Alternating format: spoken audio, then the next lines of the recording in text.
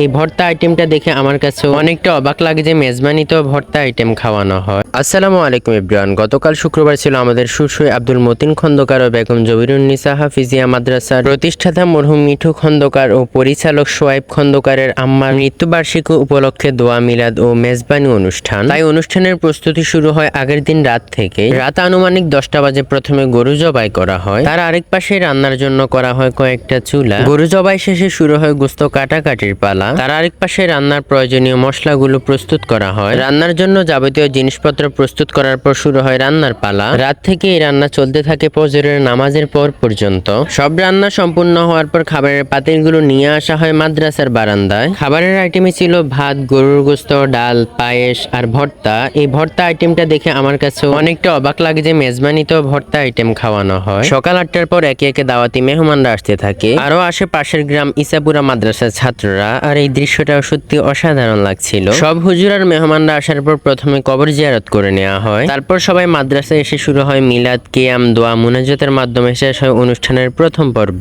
মিলাদ কিয়ামের মাঝখান দিয়ে আরেক দিকে খাবারগুলো প্লেটে প্লেটে প্রস্তুত করে রাখা হয়। মুনাজাতের শেষে হাতে হাতে প্লেট দিয়ে শুরু হয় খাবার পরিবেশনের পালা। দেন ঠিকঠাক ভাবে সবাইকে খাবার পরিবেশনের পর আমরা খেতে বসি। সব মিলিয়ে খাবার আর অনুষ্ঠানের কার্যক্রম আলহামদুলিল্লাহ ঠিকঠাক ভাবে সম্পূর্ণ হয়।